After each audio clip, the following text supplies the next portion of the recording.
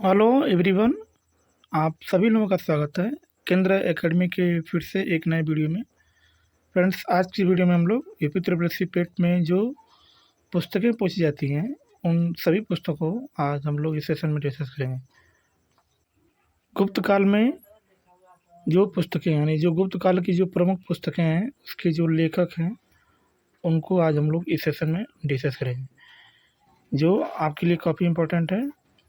इसलिए चैनल पर पहली बार विजिट करें तो चैनल को सब्सक्राइब करें, बेल आइकन को दबाएं और अपने दोस्तों को शेयर करें। तो चलिए शुरू करते हैं। आज का हमारा पहला वन लाइनर क्वेश्चन है। एक बार प्लीज़ पहले लाइक कर दीजिएगा और जब पूरा सेशन देख लीजिएगा तो कम से कम इसे ग्रुप में ज़रूर शेयर कर दीजिएगा। तो चलिए शुरू करते हैं। आज की जो हमारा टॉपिक है गुप्त काल की जो पुस्तकें हैं उन सभी को हम लोग इस सेशन में डिस्कस करेंगे, ठीक है।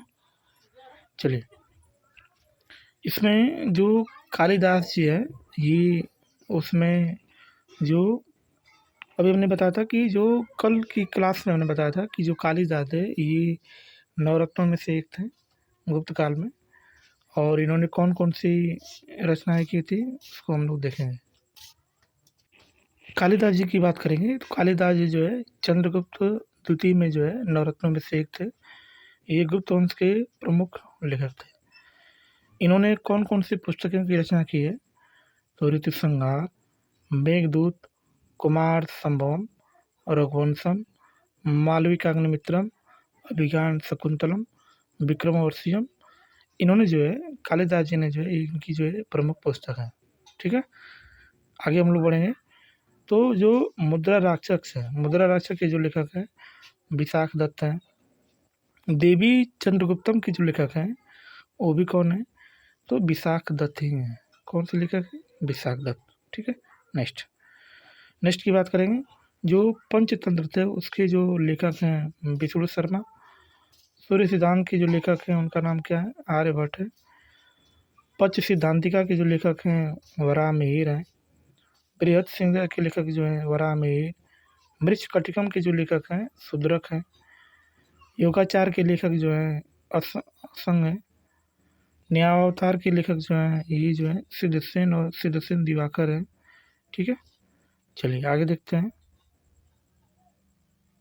चलिए फ्रेंड्स, अब हम लोग जो है टॉपिक हमारा क्या है? हर्षवर्धन, यानी हर्षवर्धन से भी कुछ प्रश्न पूछे जाते हैं उनको देखा जाएगा। जैसे गौड़ शासक शशांक हर्षवर्धन का समकालीन था। गौड़ शासक शशांक ने हर्षवर्धन के भाई राजवर्धन की हत्या कर दी थी। तो हर्षवर्धन की जो भाई का नाम क्या था? राजवर्धन था। और इसकी हत्या किसने किया था? तो शशांक ने किया था, ठीक है। आगे देखेंगे। राजवर्धन की हत्या के पश्चात हर्षवर्धन 606 ईस्वी में 16 वर्ष की अवस्था में थानेसर की गद्दी पर बैठा था। यानी जब उसके भाई की हत्या हो गई राजवर्धन की, शशांक ने किया था, तो उसके बाद जो है हर्षवर्धन जो है 606 ईस्वी में लगभग 16 वर्ष की अवस्था में जो है थानेसर की गद्दी पर बैठा। वेनसांग हर्षवर्धन को शिलादित्य के नाम से संबोधित करता था। यानी वेनसांग जो है जो हर्षवर्धन के शासनकाल में आया था उसको जो है शिलादित्य कहकर पुकारता था। हर्षवर्धन के शासनकाल में वेनसांग स्थल मार्ग से भारत आया था। वेनसांग को यात्रियों का राजकुमार तथा वर्तमान शाक्य मुनि कहा गया है, ठीक है ना। जो वेनसांग जो है हर्षवर्धन के शासनकाल में आया था उसको क्या कहा जाता है तो यात्रियों का राजकुमार और वर्तमान शाक्य मुनि के नाम से जाना जाता है। हर्षवर्धन से पूर्व वर्धन वंश की राजधानी जो है थानेसर थी, किंतु हर्षवर्धन ने कन्नौज को अपनी राजधानी बनाया था, ठीक है ना। तो थानेसर जो इसकी पहले राजधानी थी, लेकिन जैसे ही हर्षवर्धन जो है गद्दी पर बैठा तो अपनी राजधानी चेंज कर दिया और कहाँ पे बना दिया तो कन्नौज को, ठीक है। हर्षवर्धन सूर्य तथा शिव का उपासक था, लेकिन बाद में हर्षवर्धन ने बौद्ध धर्म स्वीकार कर लिया था, ठीक है। हर्षवर्धन एक महान विद्वान था। इसने प्रियदर्शिका, रत्नावली तथा नागानंद नामक नाटकों की जो है रचना किया था, ठीक है। इन नाटकों को लिखने का जो श्रेय है वो धावक नामक कवि को भी दिया जाता है ना। तो इसको जो धावक है इसको किसे दिया जाता है तो धावक नामक कवि को भी दिया जाता है, ठीक है। नेक्स्ट नेक्स्ट की बात करेंगे। हर्षवर्धन ने शशांक जो गौड़ शासक था को पराजित कर कन्नौज पर अधिकार कर लिया तथा उत्तरी भारत के अन्य राजाओं को भी अपने अधीन कर लिया। ठीक है ना। तो जो शशांक जो राजवर्धन की हत्या किया था, हर्षवर्धन ने उसको पराजित करके उसको जो कन्नौज पर अधिकार कर लिया, उसका जो कन्नौज का एरिया था पूरा क्या कर लिया, अधिकार कर लिया। हर्षवर्धन एवं पुलकेशिन द्वितीय के बीच नर्मदा नदी के तट पर युद्ध हुआ जिसमें हर्षवर्धन की पराजय हुई और ऐहोल अभिलेख में युद्ध का विवरण मिलता है। ठीक है ना। तो पुलकेशिन द्वितीय और जो हमारे हर्षवर्धन थे इनके बीच किस नदी पर युद्ध हुआ था, तो आप क्या बताएंगे, नर्मदा नदी के तट पर युद्ध हुआ था। और ये किस अभिलेख से प्राप्त होता है, तो ऐहोल अभिलेख से जो है प्राप्त होता है इन दोनों के बीच का युद्ध। पुलकेशिन द्वितीय चालुक्य वंश का एक प्रतापी शासक था। हर्षवर्धन ने कश्मीर पर आक्रमण कर वहाँ से भगवान बुद्ध का दांत जो है कन्नौज के समीप संगाराम में स्थापित किया था। हर्षवर्धन का साम्राज्य सामंती संगठन पर आधारित था। राज्य प्रशासनिक सुविधा के लिए ग्राम्य, विषय, भुक्ति राष्ट्र में विभाजित था। भुक्ति का तात्पर्य प्रांत से था, विषय जिले के समान था। शासन की जो सबसे छोटी इकाई थी उसका नाम क्या था, ग्राम था। ठीक है। ग्राम सभा के प्रधान को हम लोग ग्रामाक्षप पटलिक के नाम से जाना जाता है ना, इसको हम लोग क्या बोलते हैं, तो ग्रामाक्ष पटलिक के नाम से जाना जाता है जो ग्राम सभा का अधिकारी।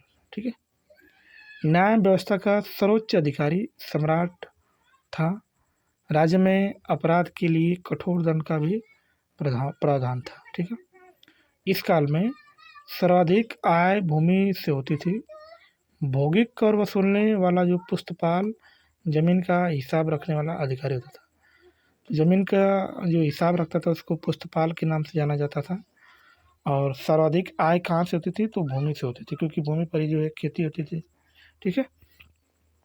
उपज का जो छठा भाग था ये राजस्व के रूप में वसूल किया जाता था, है ना। तो जो उपज का जो सबसे छठवां हिस्सा वो किसके रूप में वसूला जाता था, तो इसको जो है राज वसूलते थे। ठीक है। नेक्स्ट, हर्षवर्धन के समय नालंदा महाविहार महायान बौद्ध धर्म की दीक्षा का प्रमुख केंद्र था।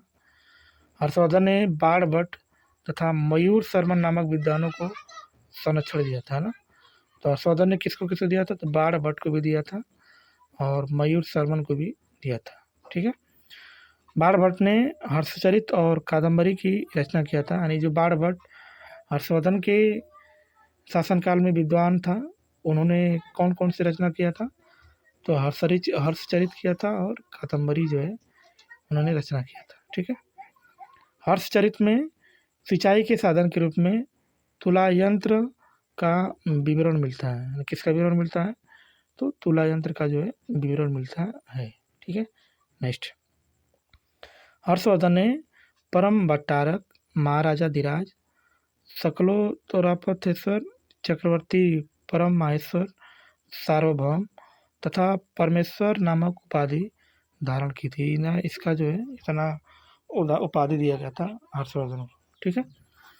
वेनसांग के अनुसार हर्षवर्धन ने उत्तरी भारत के 5 राज्यों को अपने अधीन किया था। ये 5 राज्य कौन कौन थे, तो उड़ीसा जो वर्तमान में उड़ीसा हो गया है, मिथिला और गौड़ जो वर्तमान में क्या हो गया, बंगाल, कन्नौज तथा पंजाब, इन सबको जो है अधीन कर लिया था। कुंभ मेलों को आरंभ करने का जो श्रेय है वो हर्षवर्धन को दिया जाता है। कुंभ मेला का जो प्रचलन इस समय है उसका श्रेय किसे दिया जाता है, तो हर्षवर्धन को दिया जाता है। ठीक है। नेक्स्ट, हर्षवर्धन के शासनकाल में ही कन्नौज और प्रयाग में विशाल धार्मिक सभाओं का आयोजन किया गया था। हर्षवर्धन के साम्राज्य में मथुरा सूती वस्त्रों के निर्माण के लिए प्रसिद्ध था। हर्षवर्धन के अधीन शासक महाराज या महासामंत कहलाते थे। क्या कहलाते थे, महासामंत। ठीक है। नेक्स्ट, आज का हमारा जो टॉपिक होने वाला फ्रेंड्स, अब जो है राजपूत काल के बारे में हम लोग जानेंगे। ठीक है ना। हमने जो है वर्धन काल देख लिया है, और हम लोग किसके बारे में जानेंगे, तो राजपूत काल के बारे में जाना जाएगा। ठीक है। उत्तर भारत में 6वीं शताब्दी के पश्चात अधिकांश शासक राजपूत थे, इसलिए 7वीं शताब्दी से 12वीं शताब्दी के उत्तर भारत के इतिहास को राजपूत काल की संज्ञा दिए गए, है ना?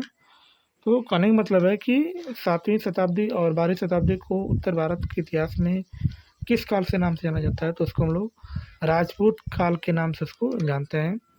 कुछ विद्वानों के अनुसार आबू पर्वत पर वशिष्ठ के अग्निकुंड से राजपूतों की क्या हुई है, उत्पत्ति हुआ है। ठीक है, नेक्स्ट। इसमें जो पहला हमारा टॉपिक है, जो हमारा पहला वंश है, उसको हम लोग बोलते हैं गुर्जर प्रतिहार वंश बोलते हैं। ठीक है, तो इस वंश का जो संस्थापक था हरिश्चंद्र थे, लेकिन इस प्रथम वास्तविक शक्तिशाली जो शासक था उसका नाम क्या था, नागभट्ट प्रथम था, है ना? तो गुर्जर प्रतिहार का जो है वास्तविक शक्तिशाली शासक कौन था, तो नागभट्ट प्रथम था, और इसका जो संस्थापक था उसका नाम क्या था, हरिश्चंद्र था। ठीक है, आगे इसमें हम लोग देखेंगे प्रमुख शासक कौन था। जैसे भट्ट प्रथम की बात करेंगे तो इसका जो शासनकाल है 730 से 756 ईसा पूर्व के बीच में। नागभट्ट प्रथम को ग्वालियर प्रशस्ति में म्लेच्छों का नाशक बताया गया है ना। तो नागभट्ट प्रथम को क्या बताया गया है, तो म्लेच्छों का नाशक बनाया गया है। ठीक है, नेक्स्ट की बात करेंगे इसमें। तो आगे वत्सराज, वत्सराज का शासनकाल कब से कब तक है, तो 775 से 800 ईसा पूर्व तक है। इसको प्रतिहार साम्राज्य का वास्तविक संस्थापक माना जाता है ना? तो प्रतिहार साम्राज्य का वास्तविक संस्थापक कौन था, उसका नाम क्या था, वत्सराज। ठीक है, नेक्स्ट चलिए इसमें देखेंगे त्रिपक्षीय संघर्ष में भाग लेने वाला प्रथम प्रतिहार शासक वत्सराज था। वत्सराज ने पाल शासक धर्मपाल को पराजित किया, परंतु राष्ट्रकूट शासक ध्रुव को पराजित होना पड़ा। ठीक है, अब हम लोग देखेंगे मयूर भोज प्रथम के बारे में, जिसका शासनकाल 1836 से 1885 ईस्वी के बीच में जो है मयूर भोज का शासनकाल है। ठीक है, चलिए इसमें देखते हैं। यह इस वंश का सर्वाधिक महत्वपूर्ण शासक था। मयूर भोज के शासनकाल के विषय में कल्लड़ और अरब यात्री सुलेमान के विवरणों से पता चलता है। मयूर भोज विष्णु भक्त था। मयूर भोज ने आदिवरा तथा प्रभास नामक उपाधियां धारण की थी। ठीक है, तो मयूर भोज ने कौन कौन सी जो है उपाधियां धारण की थी, तो आदिवरा और प्रभास। मयूर भोज की उपलब्धियां ग्वालियर प्रशस्ति अभिलेख से जो है उल्लेखित है ना। नेक्स्ट नेक्स्ट की बात करेंगे महेंद्रपाल प्रथम, जिसका शासनकाल जो है 1885 से 910 ईस्वी तक था। महेंद्रपाल प्रथम ने राष्ट्रकूट शासक इंद्र तृतीय को जो है पराजित किया। कर्पूर मंजरी, काव्य मीमांसा, विद्वशाल भंजिका, बाल रामायण, हरविल तथा भुवन कोश के रचयिता जो है हीराज शेखर हैं, जो महेंद्रपाल प्रथम के राजसभा में जो है निवास करते थे। गुर्जर प्रतिहार वंश का जो अंतिम शासक था उसका नाम क्या था, यशपाल। तो इसके संस्थापक जो है हरिश्चंद्र, वास्तविक संस्थापक जो है बता दिया गया है, लेकिन इसका जो अंतिम शासक है उसका नाम क्या है, यशपाल जो है इसके अंतिम शासक थे। ठीक है, नेक्स्ट अब हम लोग फ्रेंड्स देखेंगे कन्नौज का गढ़वाल वंश। कन्नौज का गढ़वाल वंश, चंद्रदेव ने गढ़वाल वंश की स्थापना की थी। गोविंद चंद्र इस वंश का सर्वाधिक शक्तिशाली शासक था। गोविंद चंद्र एक बहुत बड़ा विद्वान था। इसके लेखों में इसे विविध विद्या विचार वाचस्पति कहा गया। ठीक है, गोविंद चंद्र के मंत्री लक्ष्मीधर ने कृत्य कल्पतरु नामक ग्रंथ की रचना की थी। जयचंद इस वंश का अंतिम शक्तिशाली शासक था। ठीक है ना, कन्नौज का सबसे शक्तिशाली कौन कौन था, जयचंद। ठीक है, नेक्स्ट जो एक कहावत के अनुसार चौहान नरेश पृथ्वीराज तृतीय ने जयचंद की पुत्री संयुक्ता का अपहरण कर लिया था ना। तो जयचंद की जो पुत्री थी उसका अपहरण किसने किया था, तो पृथ्वीराज तृतीय ने जो है इसका अपहरण कर लिया था। ठीक है, संयुक्ता उसका नाम था। कभी श्रीहर्ष को जयचंद का संरक्षण प्राप्त था, इसलिए 1194 ईस्वी में चंदावर के युद्ध में मोहम्मद गोरी ने जयचंद को पराजित किया तथा इसी युद्ध में जयचंद मारा गया। ठीक है ना, तो मोहम्मद गोरी ने 1194 में किस में हराया था, चंदावर का युद्ध था, और उन्होंने किस में हराया था, तो जयचंद को हराया था मोहम्मद गोरी ने। ठीक है, नेक्स्ट इल्तुतमिश ने कन्नौज पर अधिकार कर गढ़वाल वंश को शासन को समाप्त कर दिया था। ठीक है, नेक्स्ट हम लोग फ्रेंड्स देखेंगे शाकंभरी का चौहान वंश। ठीक है, तो चौहान वंश की बात करेंगे तो चौहान का वंश का संस्थापक जो है कौन थे, तो वासुदेव थे। कौन से थे, वासुदेव। ठीक है, इसमें जो सबसे पहला हमारा है अजयराज के बारे में जानेंगे। अजयराज ने अजमेर नगर की स्थापना किया था तथा इससे अपनी राजधानी भी बनाया था। तो अजमेर नगर की स्थापना किसने किया था, तो अजयराज ने किया था। ठीक है, आगे आगे हम लोग देखेंगे फ्रेंड्स इसमें विग्रहराज चतुर्थ या बिसल देव जो 1153 से 1163 ईस्वी में इनका जो है शासनकाल है। बिसल देव ने हरिकेल नामक संस्कृत नाटक की रचना की थी। बिसल देव ने अजमेर में सरस्वती मंदिर बनवाया था। कथा सरित सागर के रचयिता सोमदेव बिसलदेव के दरबार में ही रहते थे। सोमदेव ने बिसलदेव के सम्मान में ललिता विग्रहराज नामक जो है ग्रंथ की रचना की थी। इस वंश का सर्वाधिक शक्तिशाली शासक कौन था, तो उसका नाम विग्रहराज चतुर्थ था। कौन था, विग्रहराज चतुर्थ, या उसी को हम लोग क्या बोलते थे, बिसलदेव बोलते थे। ठीक है, बिसलदेव एक कवि और लेखक भी था। ठीक है, राइट। तो फ्रेंड्स वीडियो को यहीं पर समाप्त करते हैं। वीडियो आपको अच्छी लगी तो प्लीज़ चैनल को लाइक करिए, सब्सक्राइब करिए और दोस्तों को शेयर करिए। फ्रेंड्स ये यूपी ट्रिपल पेट के लिए बहुत ही इम्पोर्टेंट है हिस्ट्री से। इससे बहुत सारे प्रश्नों को पूछा जाता है। ठीक है, तो ये सीरीज लगातार ऐसे ही चलती रहेगी जब तक पेट का एग्ज़ाम नहीं हो जाता है। ठीक है, तो मिलते हैं नेक्स्ट क्लास में ऐसे ही शानदार प्रश्नों के साथ। तब तक के लिए बाय और जय हिंद फ्रेंड्स।